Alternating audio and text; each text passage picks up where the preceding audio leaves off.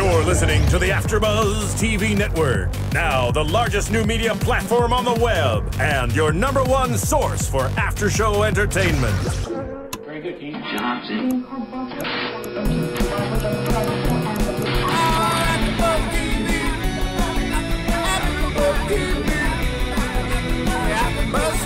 The AFTERBUZZ Studios in Los Angeles, California. Presented by Miriam and Bing.com and streaming live thanks to Akamai Technologies. This is AFTERBUZZ TV's Girls After Show. We'll break down tonight's episode and get you all the latest news and gossip. If you'd like to buzz in on tonight's show, you can buzz us at 424-256-1729. That's 424-256-1729. And now, another post-game wrap-up show for your favorite TV show. It's AFTERBUZZ TV's Girls After Show. Yay! It's our first episode of Girls, brought to you by HBO on AFTERBUZZ TV. And this is amazing because it's episode 1, season 1. This is the beginning of the show, and I am your girl, Spicy Marnie. And we also have host Kellie O in the building, in addition to the beautiful Miriam Gonzalez. Thank you. And you guys are watching Girls with us on AFTERBUZZ TV. And this is the first show that we've seen in a long time that has not just the girls aspect, but it's actually realistic to real life. They're making comparisons about Sex and the City. And this is an amazing and talented actress as well, who also is the director and writer, correct? Yeah, she wrote, and Lena Dunham, I believe that's how you say her name. She wrote, directed, and stars in this series, and I think it's great. I think it explores what living on your own, graduating from college, trying to figure out what your life is going to be, and how it's not always glamorous. It's kind of the nitty-gritty. It's not like when you're out of high school or, you know, right out of college, it's not always like Sex and the City. It's not always like Gossip Girl. It's not always like you're in these penthouse apartments and shopping for shoes and, you know, all of that. It's hard times, and you're trying to figure out how you're going to make it, and the struggles and all of that. And I think that's what we're going to get to see with this series, so I'm really excited about it. Yeah, definitely. I like how they go and you know, they introduce the characters and in their different levels of who they are and what they're doing. And the thing that I really like is that the girls in this, as opposed to Sex and the City, because they've been being compared to Sex and the City a lot, it's very much so more realistic. That's what I took from it as well, that it was very realistic. We got to see awkward moments and uncomfortableness, and that's one thing that she's getting, you know, kind of jabbed about is the awkward sex scenes that are going on. And these are all kind of taboo topics that are going on in the show, kind of similar to Sex and the City, but this is more raunchy. Well, they said that, like, in Sex and the City, for instance, when they had their sex scenes, even if the sex was not pretty, it still looked pretty. Where this is kind of face to what it really is. I mean, we've all had that moment, that very first time, or that very awkward relationship where you're just like fumbling and not sure of what to do, and, you know, like your legs above your head, but your pants still on the other one, and it's just like not Which even, just you really not sexy. You're It's trying to be cute, not and it's not working at all. And so, you know, these characters, when they introduce them, it's very real, it's very raw. And, you know, you have Hannah, who is played by Lena, I apologize. You know, Hannah, and she's the main character. She's like the Carrie of the thing. She's a writer. She's writing her own book. They're all essays. And of course, naturally, we're going to gravitate. Is this more like Sex and the City? But it's not. It's very hard. She's living paycheck to paycheck. In fact, she's not even getting a paycheck. She is like a 1-year going strong intern. And her parents have been footing the bill for her for the last 2 years since she's graduated college, in hopes that she'd find her way. And now they're like, this is our one time to come, and actually now we have to give you the final push because we can no longer support you. And that's how they started off the show, is us opening up with the scene with the parents explaining why they have to cut her off. Yeah. And it's more so the mom. It's more so Did her you notice mom. that? She's the pusher, the one who's the mom kinda, is the pusher. yeah. She seems to be a daddy's girl, and her mom is kind of pushing her that, you know, this is enough. Enough is enough. You graduated from college 2 years ago. I like what she says. You need to get a job. She's like, no more money. Yes, no more money. I'm not going to bankroll this groovy lifestyle. I was about to say that, the groovy lifestyle. She was like being sarcastic, but at the same time, really pretty much saying, you're benefiting off of us. Yeah. And it's been 2 years since you've graduated. And she's like, we're professors. Like, you don't know what our financial situation is. We're not, we're professors. We don't make, basically saying we don't make tons and tons of money, to be, supporting you for all of this time. Because it's not cheap to live in New York City. Oh, Not no. at all. No. That's more expensive than Los Angeles. Yeah, I mean, I just know from my personal experience, like moving out to LA when I did on my own, and just trying to support myself was a struggle, and it, so I can't even imagine, because it's like twice as much to live in New York by yourself. Apartment in LA, apartment in New York. Exactly. For those of you at home that cannot see, Miriam just held up her iPhone and then a white piece of paper comparing the difference in sizes. I mean, it's like $1,100, $1,100. You really get no space. Like, food is twice as much. And it's transportation not, doesn't exist. Like, you have to take public transportation there. You can't drive. It's just crazy. And to be fortunate enough to have your parents supporting you and all of that, she, I think she has gotten a little bit spoiled with that. And from, kind of what she says, her friends live the same way. Right. She's been interning at, this company for over a year, which is a long time to be an intern. It's a little bit too long to be an intern. It's like, what are you doing? Right. But I love it that she's not only writing a book, she's writing a memoir. She's 2 years out of college writing a memoir, a collection of essays about what life. So pretty much her parents don't take her seriously. No, I mean, but seriously, like, how are you writing a memoir about a life you haven't even lived yet? She even says so much. But she's very convinced that she is, though, like that she's justified in this career choice and this book that she's doing. Because she said she had 4 essays and she was hoping to get 9, but she still has to live the life. She's going to be living, if all goes the way I think it's going to go, she's going to be waiting tables in New York City. So her parents pretty much are realizing that she's delusional. They can't afford her youthful habit, and they're going to cut her off. Yeah. And I love the way that her mom put her foot down when Hannah was ordering, like she wanted to order more food, you could tell. And her mom's like, no, she's done. Let's cut her off. And she's like, and her argument back is like, I'm an only child. I could be a drug addict. I could be doing all of these other things. Right. But I'm on my way to being the person that you want me to be, living the life you want me to live. And, and you don't want to support that? How dare you? I love that though, because when I was telling you guys that I have used that excuse before, is be happy that I'm not a prostitute, Mom. Treat me better. And really, Hannah was just trying to manipulate her parents, and make them feel guilty for cutting her off. Who really wants to get a job? If I didn't really have to get a job, I would not work. Are you kidding? No way. If I could have somebody support me, that would be just the bee's knees. But sometimes you really, if there's someone there to support you, of course you're not going to want to have to do it on your own. You need that extra push. Right. So I think getting that push from her mom is going to be what she needs to get it together. She has to grow up. She does. Absolutely. She absolutely has to grow up. She can't, it's so funny because, after she goes and she has this whole, getting turned down by her parents, she goes to her guy and, for comfort, like, here I am, I'm getting cut off. She's like, please don't judge me. Right. Like, only after she claimed to have gotten fired from her internship, which he makes fun of and says, so basically they just told you not to hang out here anymore. But even before that, her parents, because her parents came in to visit, and they're like, well, we want to see you, and she's like, oh no, I don't want to see you anymore. She had an attitude with them. Yeah, and they're like, okay, well, we're here for another couple of days, and she's like, well, I'm going to be too busy trying to become who I am. That is some spoiled mess right there. Yes. I'm sorry, because my mom would have reached across the table, slapped me a couple times, and then been like, now finish your meal that I paid for. Exactly. So then after all of that is when she takes off to go see her boyfriend or and that's whatever. When they introduce Adam to us. Yes, who's making fun of her for for getting fired from a job she doesn't get paid for. Well, I like how, she sits there and she's like, here I am, don't judge me. I've been, my parents have been supporting me. And he's like, oh yeah, my parents, they don't support me, but my grandmother gives me $800 a month.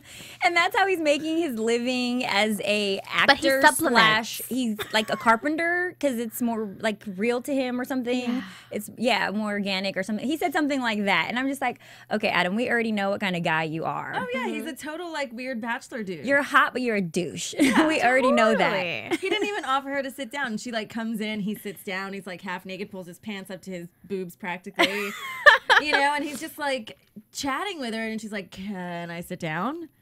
And he's like, "Oh yeah," you know, and then you know, this episode had so many interesting, different little things that were a little on the bizarre side for me. I mean, and I think that's what the point is to feel the realness of it, because, I mean, how many times have we gone to? Well, maybe not if you're not a little hooker, but you know, you go. Maybe to, we've been there, Miriam. Go ahead, put it out there. Yeah, you know, you go over to the guy that you're seeing's house, and it's like, is she really seeing him? Does he ever take her out? Because it was very booty callish. Every woman has been in this situation. I'm sorry, we've all put ourselves in this vulnerable situation. We're playing ourselves, especially in our early 20s. Yes, when you don't know any better, and you like him, and he says he likes you, but it's not really a relationship. But he doesn't want to put in any effort, and if he doesn't have to, and if you're going to do it all, he's absolutely not going to, so it's so easy. And we kind of see Hannah chasing him, because she's trying to hunt him down and find him and schedule this with him. And I think, too, before she even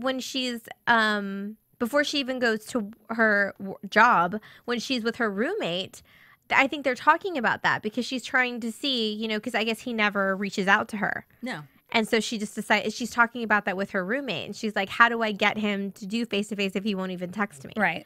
And then she that's when they had the conversation about texting being like the lowest form of communication. Yeah, next to like Facebooking and GChat and tweeting and all of that, all the different social media sites with like the levels. It's so impersonal. It's not even cool what we've gotten. It really is. We don't see face to face anymore, and we don't even speak verbally now. No. It's just cyber communication 100%. If you can tell me what I need to know in 140 characters, we're good. And it's come to the point now where we're not even dating, we're finding out what the person is doing either by following them on Twitter, and we're like, oh, he didn't call me, oh, because he was at the coffee shop. So and how many people, I mean, how often is it that people really actually call you up and ask you out on a date, or is it so much like, what are you doing right now? Hey, let's meet up. Right. It's not even really like a date. It's like, you know, not courting. We know, what are you doing? All right, hey, you want to hang out? Let's go do this. And it's all via text message. It's very rare that you actually get. So I can't even imagine like college girls, or, you know, like, you know, nowadays that with all of the social media and the, you know, iChat and GChat and all of that. Right. Oh my gosh. Like, they're like, do you want to go out with me? Text back yes or no. You know, the days of the yes, no check box, those are gone. Now it's like the text me, yes, no, tweet me this or that, or if you're not following me or Facebook. Yeah, exactly. Well, speaking of college moments, I mean, there's a moment where, okay, she's living in New York City, she's confiding in her roommate, they're awkwardly in the bathtub together. Yeah. And, you know, it's so funny because Kellie was nearly having a corner. Doing a bathtub together. I'm sorry, but I have never taken a bath or shower while my roommate / BFF is shaving in the same bathtub. Let me think about this. Have I? No. No, but I have taken a number 2 while they're talking to me in the bathroom. AfterBuzz exclusive over here. No, I have to say, but when you're close with your roommate, TV exclusive. when you're close with your roommate, you know what happens. Like, I mean, not that I've been in the bathtub with my cousin, but like my cousin and I were same you guys are close. age. We're close, and like, I mean, I can understand if you're like taking a bubble bath. Like if you're taking a bubble bath and you're covered in bubbles and you're like laying there and like you've got the shower curtain or something and your roommate's like coming in, you guys are talking. But she was like full on. There was probably like the bathtub wasn't even full. You couldn't even see water. She's like hanging out of the bathtub eating a cupcake while her roommate is wrapped in a towel shaving her legs and she's naked. She wanted a titty shot, right? Yeah, she wants to see her roommate naked. She's like, you see me naked all the time. Why can't I see you naked? I'm sorry, but I just don't do that. I don't know why that. No, I kid you not. My best friend she will not let me see her naked. I walk around the house naked all the time. Yeah, I mean, and it's just different. I mean, changing in front of each other and all that, I totally get it. I like do that. I'll change my clothes and I'll do all that, and I don't care about that. But it's just like, I don't know. It's something weird about. It's not like she was bathing. She was like sitting in the bathtub, leaning out of it, eating a cupcake. But I think that's what she was going for when in the writing, even to show us this awkward dynamic of a twisted, funky, really close relationship. You can tell that they're really close because, for instance, rewind a little bit back. They have like this. They wake up in the same bed together, and the reason. But they're not even just that. They're like basically They're spooning. They're spooning together. Honestly, like, and that first shot, I couldn't even tell. Like, I was honestly curious to see if one of them was a guy. I was like, okay, so maybe Yeah. they're bi-curious or gay. I don't know. Or avoiding their boyfriends that they don't really like. And yeah, I mean, which is okay because when you have, I totally get the whole closeness dynamic of best friends. Like doing all of that. I totally get that, and I don't see anything weird or wrong in that aspect. But at the same time, too, that level of closeness is, you can honestly see, is really one-sided because it's like she's naked, but the other girl's not.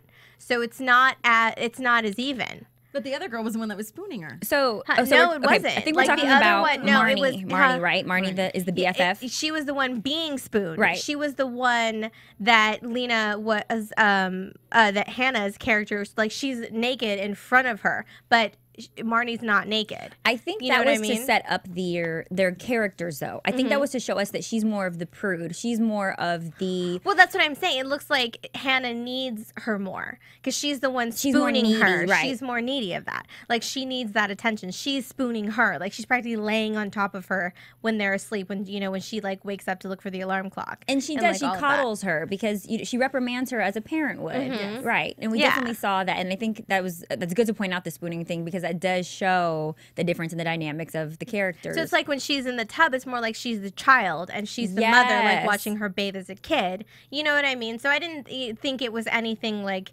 sexual or anything like that. Like, that's kind of the way that I looked at it. Is it was like, that she, because of the whole, as the episode progresses, that she does treat her like a kid. And it obviously we can see from her parents cutting her off and all Right. that Hannah kind of needs that extra guidance because she still hasn't kind of grown into her own yet. And she sees, that character, her roommate, kind of as that a little bit.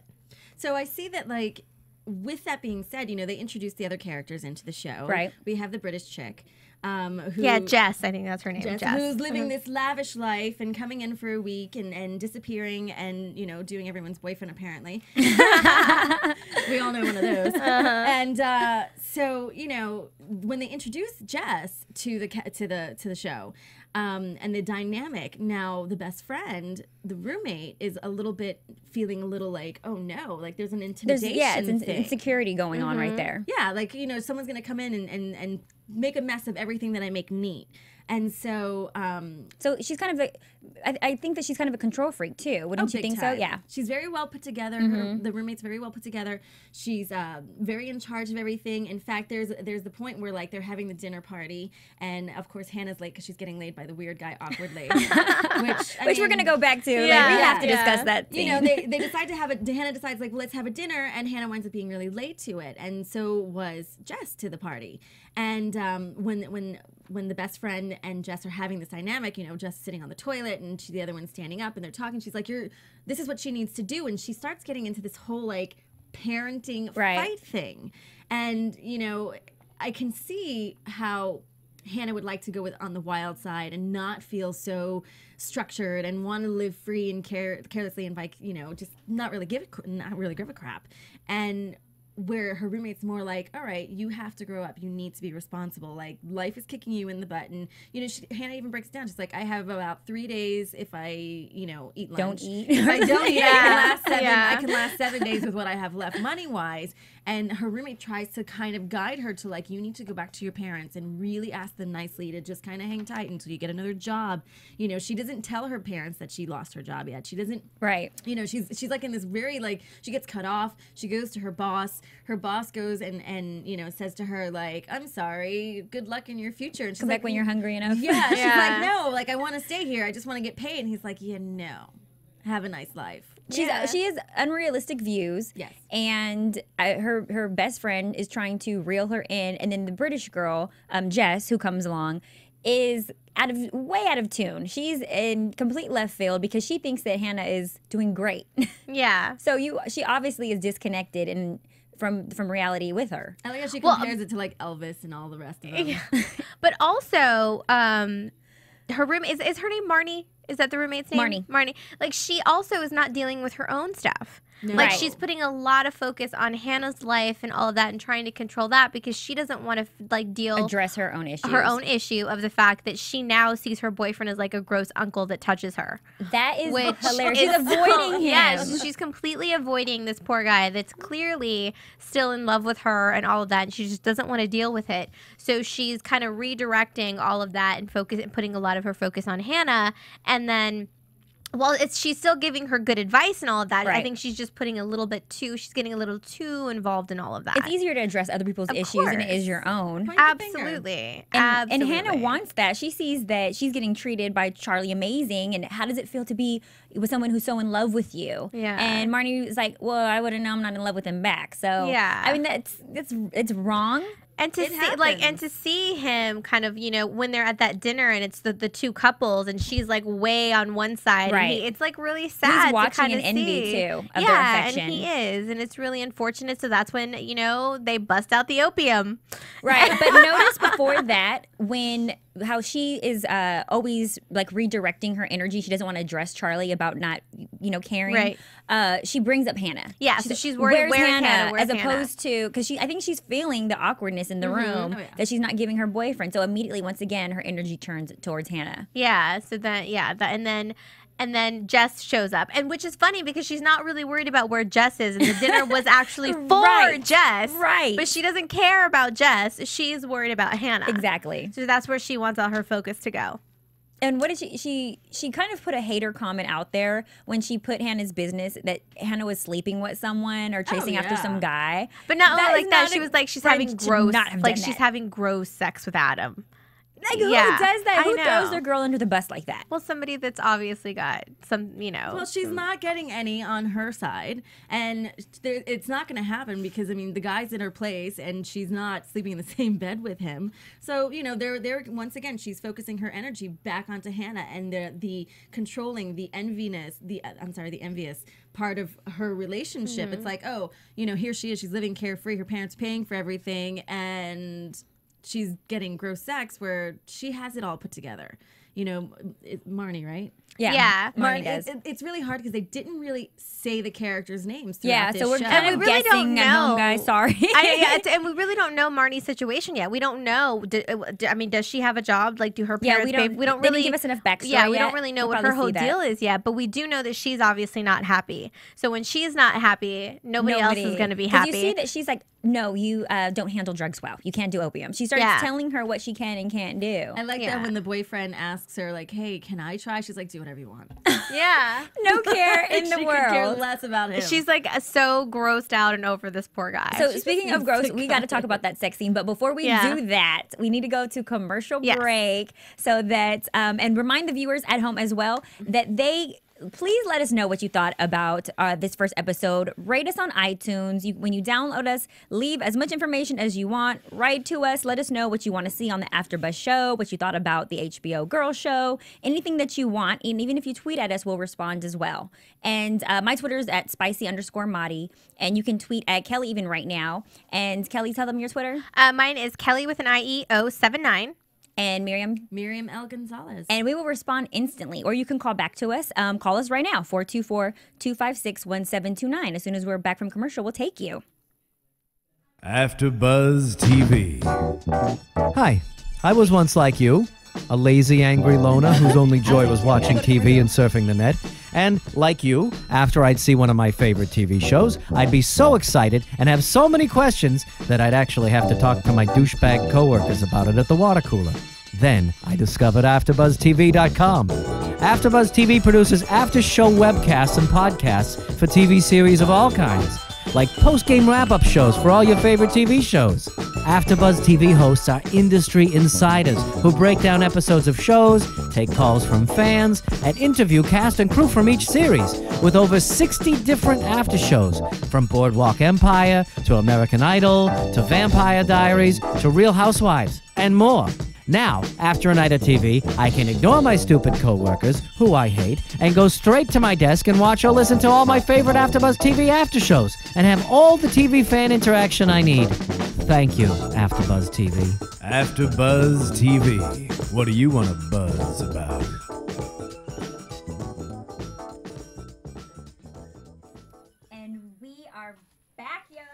we're doing it big because being is for doing.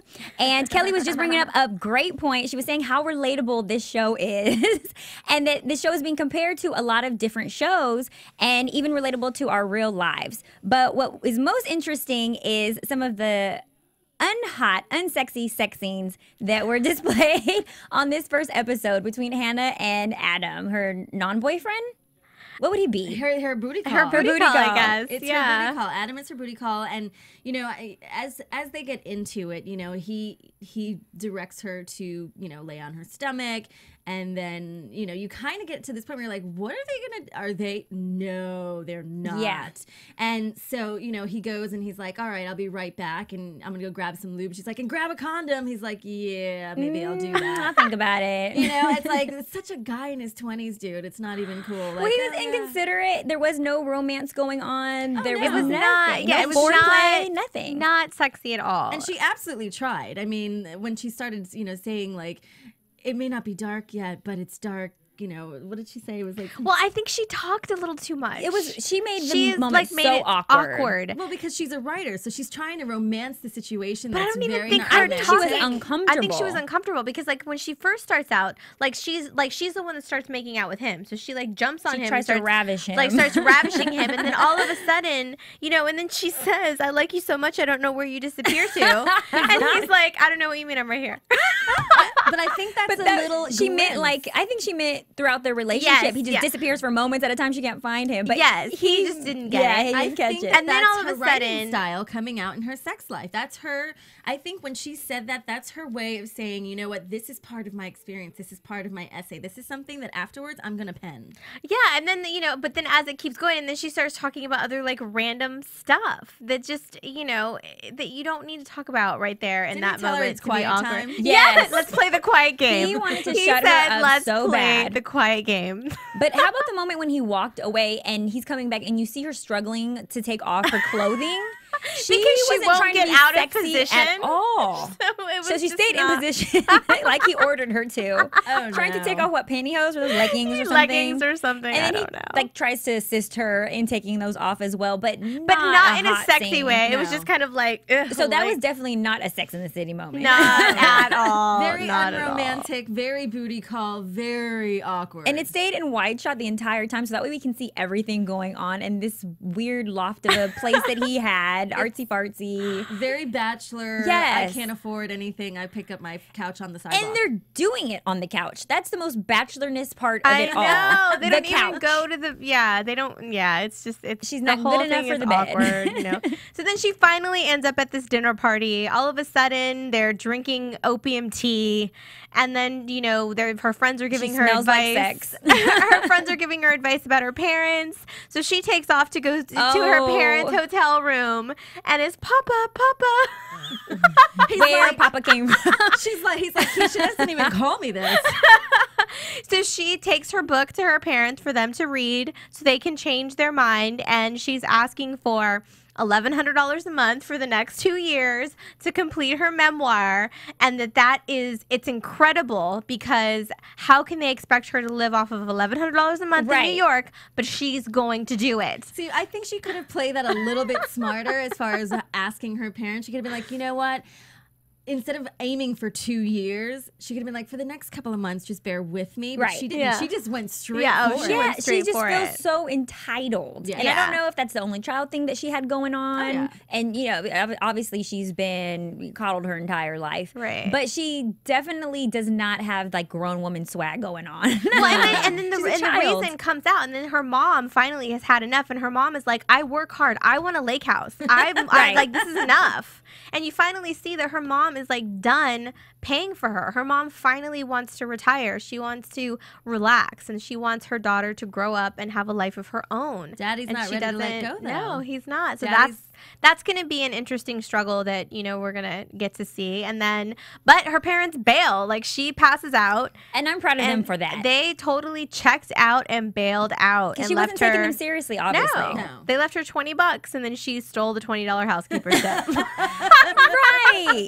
I mean, but dang, times are tough, though. You know what Times she are said, tough, the you know, economy. you got to do what you got to do. So, I yeah, don't it was a good know. episode. It was a great I give episode. it a 9 probably because I'm shocked at how much I liked it. No, I I am really excited to see where it goes next. I mean, so. Well, let's make some guesses. Yeah. AfterBuzz predictions, perhaps. And now, your AfterBuzz TV predictions. So, Kelly, what do you think's going to happen? Well, I think she's still gonna kind of beg her parents a little bit more for money, but I think she's gonna go on some job interviews. I think she's gonna try to hustle a little bit, but it's not gonna be easy. I think she's gonna see that it's not as easy as she thinks it is, and I think real life is gonna hit her in the face a little bit. So I'm excited to see how she handles that. I agree with that. Miriam? Yeah. I think that it's going to be, she's going to have a lot to learn. She's going to learn a lot, but she has these other girls that she can lean on. Yeah. And it's going to be interesting to see how their relationships unfold and, you know, how they guide each other in these tough situations, because it's not easy being on your own in a big city when you're cut off, especially, and you have no job. And, you know, it's going to be nice. I think her friends are going to encourage her, the ones that are doing well, to do well, and then the other ones like Jess are gonna, you know, pull her a little on the crazy side. So she's gonna. I think we're gonna see a lot of variety. I want to see more of the awkward one too. She was pretty funny. The Jess's cousin. Yeah, who was in love. Yeah, with her her cousin. She was pretty funny. She had like a crazy, annoying, likable personality to her. Yeah. But what my favorite part is the relationship between Adam and Hannah. I want to see that more, because there's going to be another guy, I'm sure, introduced that is a good one, but Hannah's going to keep going back to Adam, because we always see that between relationships. So I can foresee them bringing this another guy who's not an asshole. Yeah. But that concludes our first episode of Girls on HBO, and you guys can always tune back with us. We'll be here next Sunday. Make sure that you rate us on iTunes. Please leave some comments. Let us know what you're thinking, how you're feeling. Follow us on AfterBuzz on Twitter at AfterBuzz TV. In addition to Spicy_Marnie and Kelly, give them your Twitter. Kellie079. Miriam L. Gonzalez. And you guys, we love you. And girls rock. Yeah. From Bing.com, executive producers Maria Menounos, Kevin Undergaro, Phil Svitek, and the entire AfterBuzz TV staff, we would like to thank you for listening to the AfterBuzz TV network. To watch or listen to other after shows and post comments or questions, be sure to visit AfterBuzzTV.com. I'm Sir Richard Wentworth, and this has been a presentation of AfterBuzz TV. Buzz you later. I was waiting. The views expressed herein are those of the hosts only and do not necessarily reflect the views of AfterBuzz TV or its owners or principals.